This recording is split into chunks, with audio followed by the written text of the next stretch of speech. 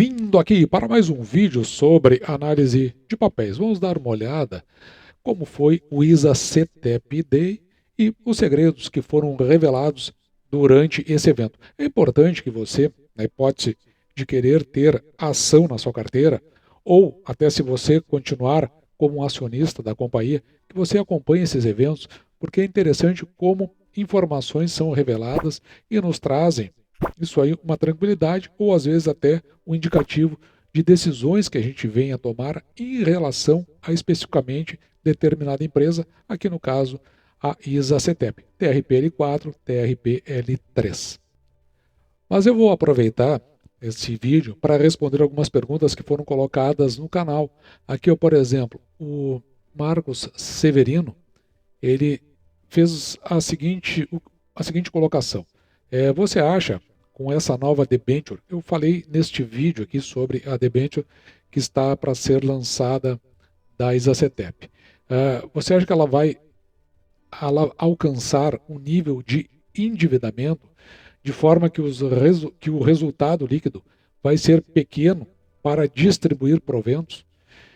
Então, na verdade, eu vou tentar responder essa questão olhando o patamar como um todo. Eu acho que não é por conta do aumento do endividamento que ela distribuiria um provento menor, mas sim se ela avançar na sua alavancagem.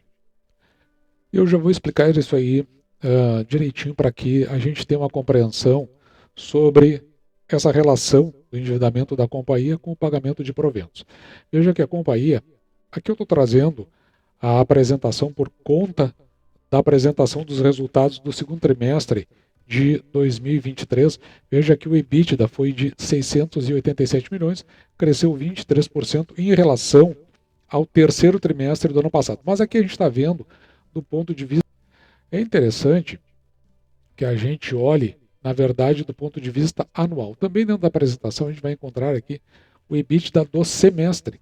Veja que no primeiro semestre de 2023 foi de 1,4 bilhões. Isso quer dizer o seguinte, que na realidade a gente olha para essa fatia, a gente consegue fazer uma projeção para o ano, fazendo, por exemplo, uma multiplicação por 2, o que é muito arriscado. Vale apenas para a gente estabelecer, do ponto de vista do critério, de encontrar uma possibilidade de proventos a serem pagos. Mas eu não acho que valha para fazer os cálculos quando a gente está falando de endividamento.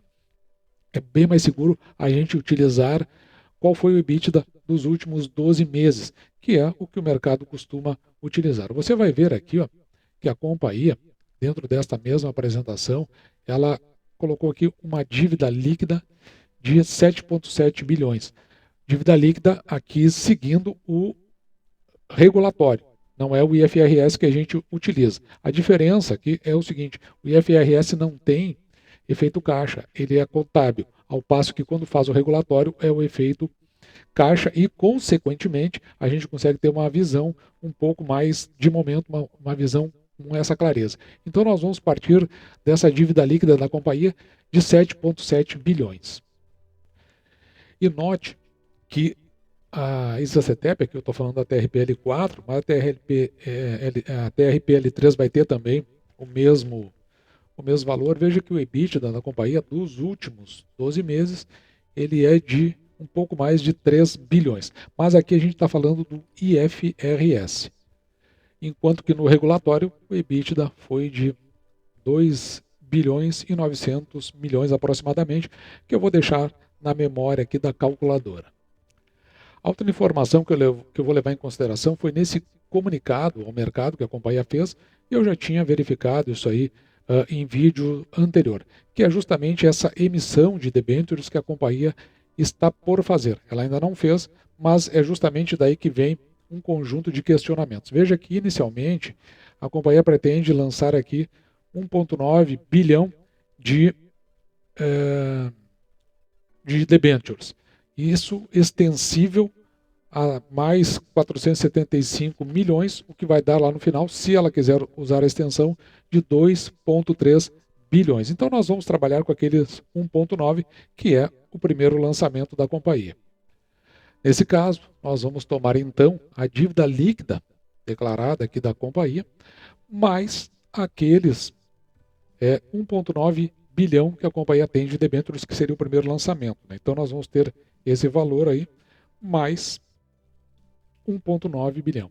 Então, é como se a dívida líquida da companhia passasse para esse valor. O que acontece? O que é a dívida líquida? É a dívida bruta menos o que a companhia tem em caixa, mais o que ela tem de investimento. Seriam as suas disponibilidades, aquilo que ela tem acesso rápido. Então, se você somar na dívida bruta e subtrair essas disponibilidades, ou se você somar direto com a dívida líquida, vai dar no mesmo, porque a disponibilidade não está sendo alterada. E se você dividir esse valor aqui, lembra do EBITDA que nós tínhamos acabado de calcular, que são esses 2,9 bilhões, nós vamos ter então uma alavancagem da companhia em 3,29 vezes. E veja que a alavancagem, no momento em que foi feita essa apresentação do segundo trimestre de 2023, estava em 2,65. Se ela conseguir chegar a pleno dos 1,9 bilhão, então ela vai passar a sua alavancagem para 3,29 vezes. E nós vamos guardar esse valor, 3,29, porque agora eu vou trazer aqui para você o que foi o ISA CETEP Day. São 2 horas e meia, e dessas 2 horas e meia eu estratifiquei 8 minutos aqui para a gente poder acompanhar, mas eu vou olhar como um todo. Porque quando eu faço uma análise da empresa, uma das primeiras coisas que eu gosto de entender é o projeto dela. Então, lá no ISA CETEP Day você vai ter o projeto e ele vai ser apresentado. E é descrito dentro do projeto qual é o método que a companhia utiliza para participação de leilões. E veja que no último que teve, o número 1 de 2023, que aconteceu em junho, ela arrematou 3 lotes. Um veio por uma companhia que foi desclassificada, e os outros 2 lotes ela ganhou dentro do processo do leilão. Então ela se diz assim como muito eficiente. Veja que ela tem uma RAP, receita anual permitida, 283 para aquele em que ela suplantou a empresa que foi desclassificada, 219 no lote 7 e mais aqui 7,8. Então ela tem uma estrutura, um fundamento para a participação de leilões. E além desses lotes vencidos, existem outras 7 unidades em execução. Você vai ver aqui Água Vermelha, Minuano, Riacho Grande, Jacarandá, Itatiaia, Piraquê e Serra Dourada. Veja que esses projetos que estão em andamento vão levar a companhia a ter que desembolsar um CAPEX aqui de 10,6 bilhões. Então veja que ela tem projetos e ela precisa ter o recurso, o que vai assegurar uma RAP, receita anual permitida, de quase 1 bilhão de reais. E evidentemente que isso leva para um conjunto de investimentos, que é a parte que a companhia trouxe para nós durante o ISA CETEP Day. Com vocês como tem sido nossa evolução no portfólio de investimentos. Aqui deste lado, eu queria mostrar para vocês como desde 2018, onde conseguimos executar de ordem de 386 milhões de reais, hoje estamos executando 2022 praticamente 2 bi. Vocês podem ver aqui que temos dividido nosso portfólio entre os projetos de leilões, Greenfield, e os projetos de reforços e melhorias. No caso dos projetos de reforços e melhorias, vocês podem ver como vamos crescendo ano a ano, praticamente duplicando até ter um nível, por falar algo assim como uma velocidade de cruzeiro, de ordem de 1 bi. Estamos aqui. Os projetos de reforços e melhorias, e como o Rui também mencionou, que não é casualidade que estemos aqui, faz parte da renovação que nós fazemos dos ativos existentes. De fato, aqui em Bandeirantes, nós estamos executando neste momento parte de uma renovação do lado de 34.5. Nossa expectativa de aqui para frente é continuar executando, como mencionei para vocês, de ordem de 1,1 bi. Isso representa que nós já temos aproximadamente 5 bilhões de reais já aprovados pela ANEEL e estariam em execução, e com expectativa de ainda ter mais. Ou seja, traduzindo aqui o que me pareceu bem mais interessante sobre o que foi discutido. Veja aqui embaixo você vai olhar como esses gráficos estão divididos. Aquilo que são os M&A, que são aquelas junções e aquisições, o que foi licitado está no azul aqui um pouquinho mais escuro, e os reforços e melhorias. Quando a gente fala em reforços e melhorias, veja que existem 5 bilhões aqui. E significa que no total, se nós juntarmos o que tem dos leilões, que são aqueles 10 que nós vimos, bilhões, 10,6 que nós vimos agora, e mais esses 5 bilhões em reforços e melhorias, a companhia tem para investir aqui 15,6 bilhões até o ano de 2028 em 257 projetos. Essa é a ideia quando a gente olha para a companhia em termos de projeto e aquilo que vai acabar dando reflexo lá na frente. Nós estamos em 2023, nós temos 5 anos pela frente de investimentos e que, evidentemente, isso aí vai ter um impacto interessante dentro daquela dívida da companhia, daquele crescimento, e, consequentemente, isso aí pode vir a ter algum impacto nos proventos a serem pagos. Por isso, uma parte que nós tiramos disso tudo foi justamente com relação à receita e que foi explanado pela CFO da companhia. É muito gratificante sempre poder falar em algo que você acredita de verdade. E nessa manhã, a gente está tendo a oportunidade aqui como executivos da companhia de falar da estratégia da ISACETEP, que é algo que nós acreditamos, e é uma oportunidade muito especial. A gente ouviu aqui, até agora, falar das alavancas de valor. O Rui, a Silvia, o Cláudio, o Dairo trouxeram essas alavancas de valor. E eu vou mostrar aqui como elas se materializam em geração de valor e rentabilidade para a companhia. Não tem como falar disso sem falar de receita. A receita dos nossos projetos e como é a responsabilidade da companhia na alocação dessas receitas, para tentar sempre equilíbrio e garantir longevidade e rentabilidade para o nosso negócio. A gente falou aqui bastante sobre as licitadas, que são as receitas oriundas dos nossos projetos de leilão, que tem hoje, nos garantem uma TIR de 2 dígitos, um retorno para acionista de 2 dígitos. Nós investimos nesses projetos, nos últimos 3 anos, aproximadamente 3 bilhões. E vamos investir ainda, como foi comentado aqui, 10 bilhões nos próximos anos, até 2028. Isso nos vai garantir uma RAP de aproximadamente 1 bilhão. E, muito mais que isso, garante longevidade para o nosso negócio. Cada vez que a gente ganha uma nova concessão, a gente amplia um pouco mais a vida da companhia. Lembrando que as concessões têm prazos finitos. Quando a gente vai falar em reforços e melhorias, que temos aqui uma rentabilidade excelente, uma relação RAP-CAPEX entre 12% e 17%, que, como o Cláudio bem comentou, é um diferencial que poucas companhias e poucos players no setor têm. Somente as empresas que têm contratos renovados têm o direito de fazer reforços e melhorias com reconhecimento de uma receita adicional, que é a nossa RAP. Isso maximiza a rentabilidade da companhia. Então, o que a gente vê aqui como relevante é com relação a essa expectativa de receita crescente, que vai impactar lá no final nos nossos dividendos. Mas veja que dentro do que foi licitado, essa TIR, a taxa interna de retorno, ela traz real aqui, taxa interna de retorno, na ordem de 2 dígitos para o investidor, para o acionista. Além disso, quando a gente fala de reforços e melhorias na relação da receita anual permitida e o CAPEX, veja que para aquilo que é colocado, o retorno fica entre 12% e 17%. E por um lado, a gente tem as receitas, por outro lado, se tem as despesas. Mas não adianta nada eu falar de muita receita se eu não tiver uma gestão responsável dos custos da companhia. E é isso que a gente vem mostrando. A companhia tem um forte compromisso na disciplina e gestão dos custos. Olhando esse gráfico, nós vamos ter aqui nas barras azuis os custos fixos e despesas fixas da companhia ao longo dos últimos anos. E, na linha pontilhada, no azul claro, é a relação deste custo em relação à nossa receita operacional. Ou seja, na relação receita operacional com os custos, veja que aqui em 2019 era de 46% e atualmente não, no ano de 2022 foi de 36%. Aqui para você ter uma referência quando a gente fala naquele índice de eficiência do banco, o que eu tenho de despesas para a receita que eu recebo. E veja como ela está lá embaixo para o ano de 2022, com um crescimento médio composto aqui, desde 2013, de apenas 2,9%, ao passo que os índices inflacionários estão mais do que o dobro disso.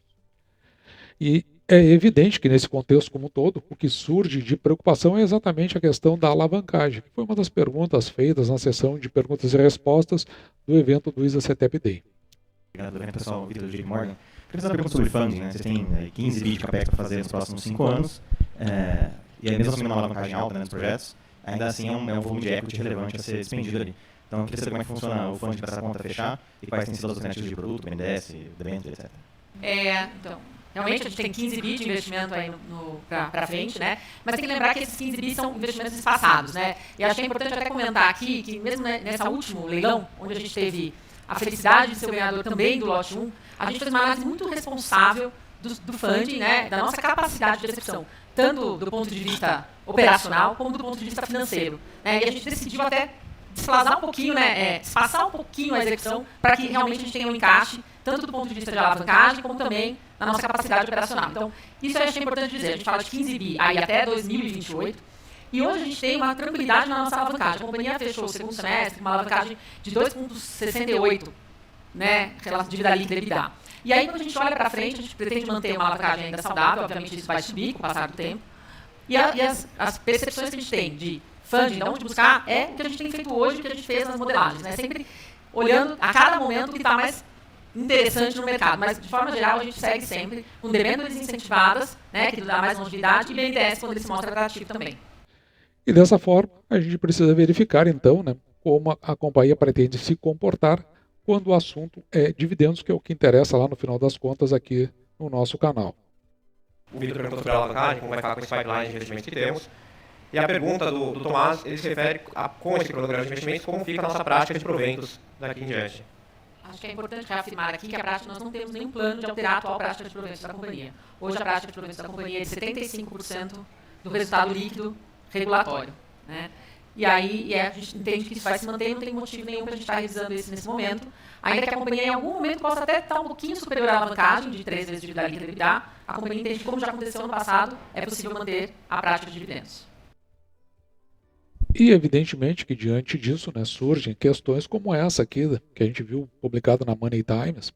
Veja aqui na manchete, né, transmissão paulista, melhor não ficar, né, então melhor não ficar muito animado com dividendos. É o que diz a Genial, porque ela participou evidentemente desse evento, e acompanhou o evento, e ela diz que diante do cenário, a Genial classifica, né, como difícil o pagamento de dividendos extraordinário para a TRP, aqui TRPL3, TRPL4, até o final do ano. Bom, aqui é uma visão que a companhia tem. Isso porque, na verdade, o que tem lá por trás é a questão da alavancagem. Caso haja a emissão de debêntures até o final do ano e ela parta, né, para essa alavancagem de 3,29, lembrando que ela tem esse limite de alavancagem de 3, mas como disse a CFO, no passado ela já passou desse limite, e pagou proventos do mesmo jeito. E, na verdade, o que acontece é que ela tem projetos aí pela frente. Então, por isso que a companhia, o mercado, ele fica muito reticente em relação a isso. Mas, de qualquer forma, a gente tem que tomar cuidado. Veja que essa aqui é uma reportagem do dia 1º de 10, assinada por Renan Dantas, do dia de ontem. Hoje é dia 2 de 10 de 2023. E a gente tem também que tomar cuidado, porque veja que a gente viu agora há pouco, né, a política de dividendos, ela não é, na verdade, de 95% do lucro líquido regulatório. É 75% do lucro líquido regulatório, desde que a alavancagem esteja ali naquele patamar das 3 vezes a dívida. Sendo que, como a própria CFO disse, olha, na relação aí, se essa relação ultrapassar um pouquinho, também não significa que não se vá pagar proventos. Proventos que este ano houve pagamento, mas é relativo ao ano passado. Este ano não houve nenhum anúncio feito até o presente momento. E antes de fazer o fechamento com a minha conclusão, veja aqui o Eduardo Balbino, ele faz a seguinte pergunta: se eu não tenho, sim, algum tipo de receio com relação ao fato dessas ações, TRPL4, não ter tag along, se isso me deixa, como ele diz aqui, com o pé atrás. Eu tenho vídeos aqui no canal onde eu comprei ações de empresa pública, empresa que foi privatizada e que não tinha tag along. E eu, sinceramente, não tenho absolutamente nenhuma preocupação com relação a tag along. Eu nem sei por que isso aí é tão tomado assim, de forma... enfim, ela é insistente no mercado, como se fosse um parâmetro extremamente relevante. Eu não considero. Nessa companhia que eu comprei, vou deixar o vídeo aqui no final, quando ela foi privatizada, logo em seguida a companhia disse: não, eu vou sair do mercado, e decidiu que ia comprar todas as ações que estavam no mercado. E o que aconteceu? Eu fiz um bom negócio, ela pagou mais do que eu já tinha pago, e mesmo assim na venda da companhia, que na verdade é ali que a referência está, quando uma companhia é comprada por outra, muda o controlador, que foi o que aconteceu na privatização, eu fiquei com as minhas mesmas ações e depois vendi com um valor significativo. O tag along não influenciou em absolutamente nada ou seja, o valor que estava sendo pago pela empresa que comprou, a empresa privada que comprou do setor público, ela quando veio fazer a oferta, veio bem depois e ainda acima do valor que ela mesma pagou pela companhia. Eu não consigo, até hoje eu não consegui enxergar por que no mercado tem essa preocupação, essa questão relevante. Até porque se você for olhar a lei das sociedades anônimas, só serve para ações ordinárias e mesmo assim é 85% do valor que é oferecido para a empresa quando na transferência. Bom, qual é a pior coisa que pode acontecer? Você vai continuar com as ações, que justamente se você acredita no projeto, não tem nada demais, porque é justamente o que você quer, ficar com essas ações. Então eu não vejo nada de relevante no tag along, eu acho que tem um alarde todo no mercado, a não ser que você compre uma empresa muito ruim. Bom, mas aí se você comprou uma empresa ruim, significa que você fez análises ruins também. Então aí já é a gente está falando de um outro escopo. Agora você viu que a empresa é boa, ela é pagadora de proventos, ela está em setor que é consistente e perene no mercado. O máximo que vai acontecer é você continuar com as ações, recebendo os proventos na hora que eles forem pagos. E agora, fechando, a minha projeção era de R$ 2,00 por ação para o exercício de 2023. Talvez tenha um encolhimento e fique um pouco abaixo disso, mas eu prefiro, na verdade, no momento e pelos valores que eu estou pagando pela ação, que eu acho que são valores muito bons dentro dessa ordem ali, abaixo principalmente dos R$ 23 reais, eu entendo que a companhia, assim que esses projetos começarem a produzir os seus resultados, esses pagamentos vão escalonar, então a gente fica ali só aguardando, comprando as ações na medida que elas chegam nos patamares que a gente coloca aqui no mercado, e eu vou anunciando na carteira aberta toda vez que eu faço uma aquisição. E aí você, agora com um conjunto de todas essas informações, você tem condições de avaliar o que é melhor para a sua carteira dentro do método que você utiliza para a sua compra de ações. Fica então a seu critério verificar o que você faz com o seu dinheiro. Dito isso, vou ficando por aqui, me despeço de você e deixo, como sempre, o meu grande abraço.